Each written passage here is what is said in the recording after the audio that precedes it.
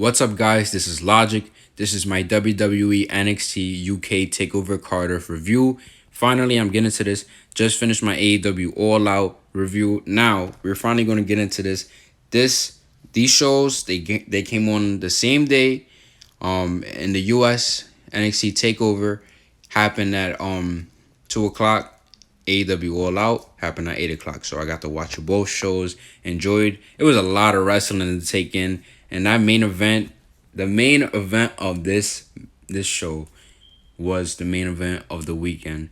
AEW could not put on a main event like this. Their matches could not top this match. Walter versus Tyler Bate for the UK world title. Now, I don't watch NXT UK, guys. I don't watch it. I should be. I watch Raw and SmackDown. I torture myself with that, but I don't watch NXT UK. Listen, I got into it. Around Blackpool, like a little bit around Blackpool when NXT UK Blackpool happened. Like before that, I got into it. Listen, it's just hard to watch a lot of wrestling. It's so much wrestling that I'm just taking in. I wish I had time for 205 Live and NXT UK, but I just don't have enough time for it. It's just too much wrestling to digest. But listen, I went back. I went to go catch up on the storylines a little bit, and I got to see where exactly we were at before I watched this pay-per-view. Now let's get back to the diamond of this whole pay-per-view, the main event. Tyler Bate made me believe in like 40 minutes. We went like 42 minutes. He made me believe that he was going to become the next NXT UK champion. Even though before I didn't believe it. I knew Walter was going to come in and come out still the champion, but he made me believe in it. In my opinion, I love to see these guys go again, because like at the end of this match, it kind of looked like a send-off. Now, I don't know, because weeks have passed. I say about 2 weeks passed, and I did not do this review, I know. But I haven't watched UK. So I don't know if Tyler Bate's still there. I don't know if he's showing his face. I don't know if he's like gone for a little bit. I don't know if he'll pop up on NXT. But listen, we need a rematch. We need a rematch. Anyways, like I said, it looked like a send-off. At the end of it, the crowd gave him a standing ovation. Pete Dunne and Trent Seven, they came out to help their friend. And I just hope this is not the case. I hope that he's not going to the main roster. I don't think so. Knowing that NXT is going to TV, they're going to need all the talent that they have. So he might go to NXT on Wednesday. But listen, all I know is that this match was absolutely classic. Probably one of the best matches I ever seen in my life. I gotta rank it. It's just so many matches that NXT put on that is just too, like, you can't rate it any high enough. It's just they always set the standard higher and higher and higher, and that's what I love about NXT. So guys, make sure you guys like my video, leave some comments, subscribe, follow my Twitter at Logic is Key YT. Make sure you add the YT. Logic is Key YT. And by the way, before I get into the show, the UK vibes. Every time I watch a UK event, it's so much different from watching a Monday Night Raw or watching a SmackDown or any US city. Yes, we're loud, but the UK following, the UK fans are so invested. Their chants are like half of the time I don't even know what they're saying, but I'm hyped because they have energy. I really love the atmosphere that they bring. It's just wonderful. I just like watching UK. I really should be watching more of UK, but they really just give a great atmosphere off. So we're gonna get into this show. We have an opening match with Noam Dar versus Travis Banks, and this was an okay way to start the show. I'm pretty sure it was good, but it didn't have a takeover vibe. You know what I mean? It didn't feel like a takeover match. it was a good opener to get the crowd a little hype, but I don't know. It's because I don't watch UK. But Noam Dar, he wins with the Nova roller, whatever. I don't know. Noam Dar, I like him, but I just don't see him as a big star. Like he's getting these wins. Maybe I'm not saying they should add another title, but I can see him like an IC guy. I don't know about a world championship, but I don't know. Maybe Travis Banks should have got this win. I'm not sure, but whatever. Nova roller 1, 2, 3. He wins. Okay, so Cesaro came to NXT UK. Did you guys know that? Anyways, he came out, had a challenge. I thought it was gonna be Pete Dunne. I had reports, rumors, I heard people talking about it that it was gonna be Pete Dunne, but it wasn't. It was Dragunov. Now I don't really get Dragunov that well, but I like him. He's a good wrestler. This match, it started off a little slow, but it really picked up, and it was a good match at the end of it. And even though Dragunov lost, he looked good in defeat. And in my opinion, Cesaro, why is he now on NXT UK? Why? He's being wasted on the main roster. This match just basically showed how good Cesaro is, and he's a main event guy, but WWE doesn't push him. So whatever. We're gonna get into this match. The highlight of the match, everybody was on their feet for this. Cesaro got Dragunov in the swing. 40 rotations straight, no breaks, 40 rotations. The crowd chanted 1, 2, 3 till we got to 40. I don't know how these guys did not just pass out. And immediately, Cesaro goes right into a sharpshooter. Immediately, like, no, actually, it wasn't a sharpshooter. It was a crossface.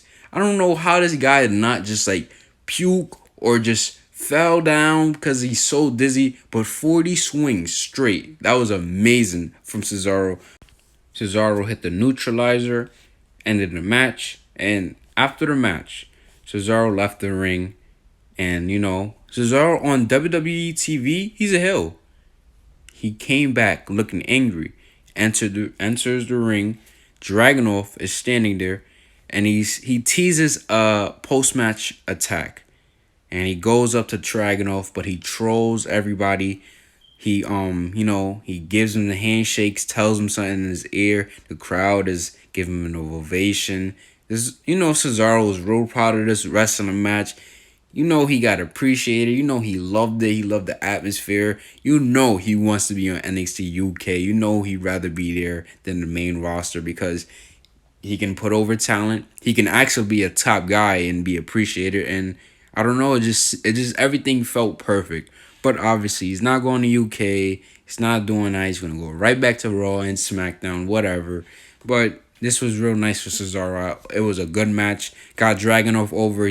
I'm a fan of him now. So everything worked out. Next, we had Mark Andrews and Flash Morgan Webster versus Gallus versus the Grizzled Young Veterans from the NXT UK Tag Team Champions. This was a good match. It was another match that slowed down at first because it was a multi-man match and everyone had to sleep and do their spot, whatever. But it picked up at the end. It was a great match. By the way, Andrews and Webster, they were the hometown heroes, which made the match even better. The crowd really wanted them to win, and when they did, big pop, biggest pop of the night probably. I'm not sure. But anyways, before I get into anything, the Grizzled Young Veterans, Gibson especially. I'm not hating on Drake. Drake is good too, but Gibson especially, this guy is a heel. These people hate him. They take their shoes off because they hate him so much. That's what I love about the UK crowd. This guy is such a good heel. Even though that the UK crowd hates him, they have to respect him. This is the type of heel I want. I don't want a heel. Like, I enjoy the cool heel that everyone likes. Like a Bray Wyatt. Bray Wyatt's supposed to be a heel. He's supposed to be a crazy guy. But everyone loves him because he's so awesome and cool. I get it. But I want some more real heels. I want to legitimately hate people. Like Randy Orton. In my opinion, I love Randy Orton because I love when he's a prick. But listen, Randy Orton's a real heel. You gotta hate him. This guy is coming for Kofi's family. So I want some more real heels. Like I said, Gibson, perfect heel right there. Everyone hates him. He has a look, everything about him.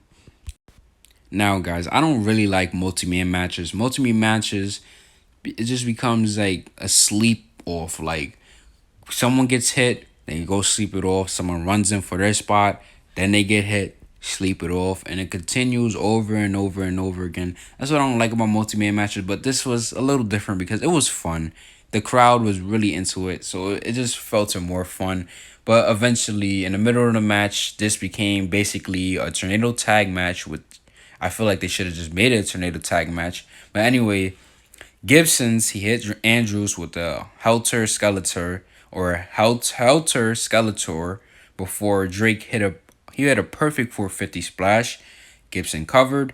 Andrews kicked out, but he kicked out with a huge ovation. The crowd went crazy for this because they basically just finished him off. The crowd was going wild. So Gallus, they were on the outside. They were knocked out at this point. They finally got back up. They got in the ring. They dominated everybody. But then they decided to team up against Gallus. Both teams, the Grizzle Young Veterans and Andrews and Webster, they teamed up on Gallus. So they were like, all attacking Gallus. Webster, he hit a Canadian destroyer on Coffee, which was amazing. Gibson had Wolfgang on his shoulders on the outside. And Drake, he hit a suicide dive, which he basically turned it into a doomsday device. That was an awesome spot. They took out the big men. Andrews, then he got Drake, and he hit him with a double stun dog millionaire. And Webster followed it with a 630 for a very close near fall, but Gibson pulled the referee at the last second. The crowd loudly booed Gibson. Gibson and Drake, then they hit the ticket of mayhem, right? Drake hit a suicide dive to Gallus because Gibson was like, go after them, and then he going for the pinfall. Out of nowhere, Andrews hit a shooting star and he put Webster over Gibson for the cover. 1, 2, 3. New champions. The crowd went berserk. They went crazy. Pop. They jumped in the crowd. The energy was off the roofs. Gibson and Drake, they had a great run with the titles. I enjoyed it so far. I didn't really watch it, but what I seen, I really enjoyed it, and it was so sweet that the hometown team won. The crowd went crazy. I like these guys. I don't really know them that well, but I really like these guys. So I should be watching UK more to see what's going on with these guys. So we have a last man standing match with Joe Coffey and Dave Massive. And this was a car wreck. This was two big trucks slamming into each other, which actually kind of was a spot a little later on. But like I said, this was a car accident. This was a wreck. I know that I think it was Wolfgang that originally had a problem with Dave Massive. I forgot. It were the Hunt. I think that's their name, the tag team. I think Dave Massive helped the Hunt when Gallus was attacking them. So that's when the problems escalated, and that's why this match is happening, because Dave Massive is getting in Gallus's business. But listen, the first 30 seconds of this match, Dave Massive, Irish whip Joe Coffey into the turnbuckle, which took the whole top turnbuckle off. First 30 seconds, the turnbuckle is already off. These two guys, some of these spots was absolutely brutal. I can't lie. But they was hitting each other with pool clubs, cricket paddles. The pain these guys received was brutal. They ended up basically going through two tables on the outside, knocking each other, cannonballs, spears, whatever. They ended up on the alleyway in front of the fans, right? And just like picture this. Picture a mosh pit, right? You know, a mosh pit in a metal concert. Everyone's going in, they're going crazy, just slapping, kicking all around, whatever. Imagine just like everyone lined up, seeing these two big guys, and they know they're about to go run into each other. That's exactly what happened. They both picked up a chair and they ran at each other full steam, like a real car crash. Two trucks slamming into each other. Boom, right in front of everybody. This was crazy. It was like a bar fight, basically. So basically, eventually, these two they got toward like the stage area where the announce table was. These guys performed a rolling senton onto the table, which didn't break, so they took all the impact. They were brawling on top of the table, and eventually they both went crashing into the stage. Well, not into the stage, well, onto the floor of the stage, into the tables that were set up. And, they were counting whatever. Kofi got up before Massive, right? And, it's a last minute standing match, so you got to get to 10. So Massive is just about to get up. But Kofi, he kicked like a production crate right into Massive. And I guess it's legal because it is a last man stand and anything happens. And as he did that, Massive fell immediately, and like I was the referee was already at 8 or 9. So boom, 10. Kofi wins. It was a like a fuck finish because he kind of cheated to win, but it doesn't matter. But whatever. I enjoyed this match for what it was. It was pretty much a hard hitting fun match. Like I said, I really enjoyed it. Nothing memorable or nothing else too crazy, but I really enjoyed it. Anyways, match 5. By the way, before I get into anything, the only advantage besides the main event from All Out and Cardiff that I could give Cardiff is that they had only 6 matches. AEW had about like 7 or 8 matches. It's just too long. I feel like they should just, break down the matches a little more. I know they have a lot to build up and set up, but I hope these pay-per-views they have like 6 matches like NXT or 5 matches. Just to make it a little better so it's not so long and you're not so tired at the end of it. Anyways, match 5, we have Kaylee Ray versus Tony Storm for the NXT UK Women's Championship, and Kaylee Ray won. There you go. This we know how good Tony Storm is, but this just wasn't one of her best matches.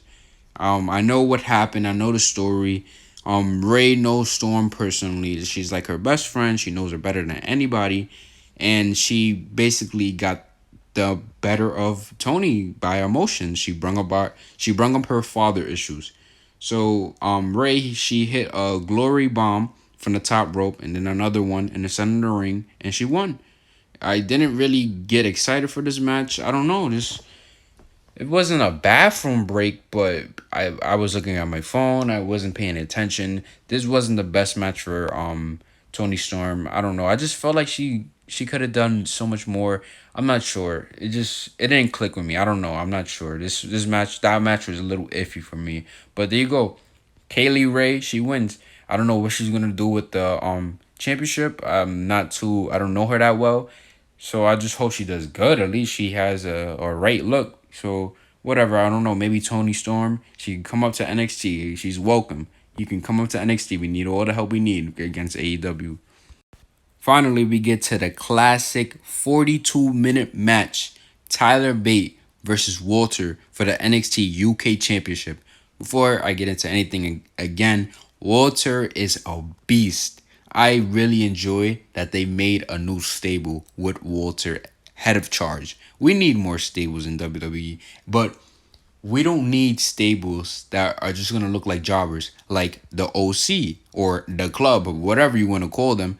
They came back together. Only person that's looking good is AJ Styles, and he's not looking that well either. But anyways, we need like stables to dominate. Where's the evolution? Where's the four horsemen? Where are the big stables that can just dominate the whole brand? And finally, a babyface comes up and beats the leader of the stable or whatever. However they want to do. I just enjoy that they have a stable for Walter, and he did not need to use them.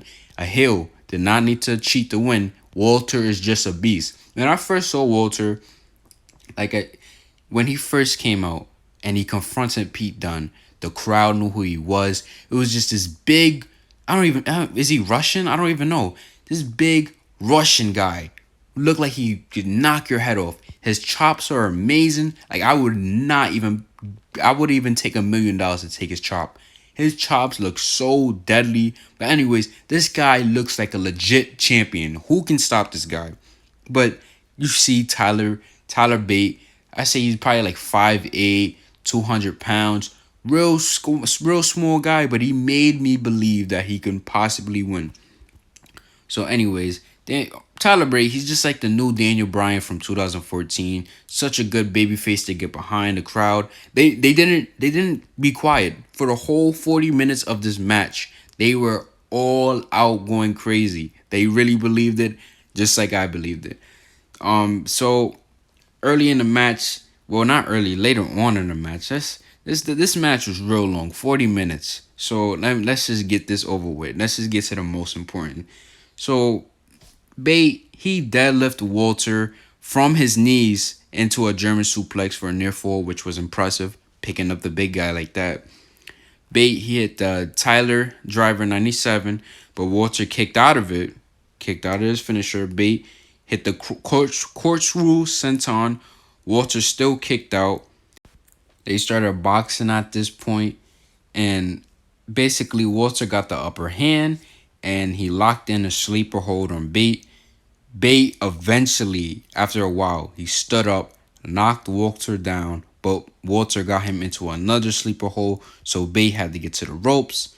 Walter, he chopped him, did a sleeper, but Bate, he got onto the apron, right? Like, he got his way to the apron. And this, I thought this was the end of the match. Walter hit a sleeper hold suplex. Like he had him in a sleeper hold. Imagine Bate on the apron. Walter's in the ring, has him still in a sleeper hold, does a suplex into like Jesus Christ, and following up with a big splash the same way he beat Pete Dunne for the championship from the top rope, and he kicked out. Bate kicked out. So finally, the crowd, they were going crazy. Walter hit a power bomb, and he went for the pin immediately. And in my opinion, how I was watching this match, this was basically Bates' last like bit of effort, last bit of like energy, last bit of hope that was in him. He kicked out a one after the power bomb. He hit the power bomb and he kicked out a one. So that was just instant, kicked out immediately. Nothing was left in him. That he gave everything in that last one kick out. So after that one last kick out, Walter gave him a devastating clothesline, and that did it. That knocked not done, Bate out, and Walter he knocked him inside out basically. 1, 2, 3. Walter's the champion. I ain't going to depth in this match because this match is really long, but I highly recommend. This is a classic match. You will not forget this match if you watch it. This is 40 minutes of pure wrestling, just believability. Believability. Like I said, Tyler Bate is the next Daniel Bryan from 2014. One of the best matches WWE has put on in a long, long time. NXT takeovers are amazing. They just never disappoint. Match of the year candidate, in my opinion. But the story of the smaller babyface trying to defeat the monster Walter. Walter is money, by the way. Walter, 300 pound. A 300 pound splashing you from the top rope. Boston crabs, chopping your chest off, caving you in. It's just brutal. This guy is so legit. And I really like how the UK Championship is so prestigious right now. Now, if you go, let's go back into the lineage of the championship. Tyler Bate was actually the first NXT UK champion. Next, it was Pete Dunne. And Pete Dunne had a long run, one of the longest run in modern day history, WWE history. I'd say, I don't even remember, 700 days or something. Jesus Christ. So you guys know, whoever took the title off of Pete Dunne is the guy, and Walter is the guy. They made him look, like I said, made him look so legit, and the title just means so much. So whoever takes the title off Walter is going to be the next guy. So Pete Dunne, he's already on NXT UK. Tyler Bate, I don't know if he'll get another opportunity, but they have to build somebody up. I think it's Tyler Bate. I think it's perfect for Tyler Bate to be that guy, but I don't know. The title is so prestigious on NXT UK. It's crazy how that's probably, in my opinion, the NXT UK Championship should be the WWE Championship. I don't like the logo of the WWE Championship. I don't like the prestige of it. Like Kofi Kingston is here having pancakes in your championship. Like really, bro, you have to keep the championship with prestige. Like you got to make it look important. The title on the UK side looks important. So that's what I got to give to the UK. And that's it. They had a good pay-per-view. Not better than All Out, but don't sleep on this pay per view. It's a good pay per view. That main event basically held this pay per view up real high. This main event, it was a classic. I really recommend you guys to watch it. This is something that I'll probably, my future children will be watching this. When I show them about pro wrestling, my future children will watch a story like this because it just had everything, a great story. Just had everything you needed in a pro wrestling match. Anyways, I gotta get out of here. Thank you guys for listening. Like my video, comment, subscribe, follow me on Twitter at Logic is Key YT. That's Logic is Key YT. You know, support, like, comment, do all that, subscribe. More videos will come out soon. I'm real late on this, but don't worry, more videos will come out soon, I promise.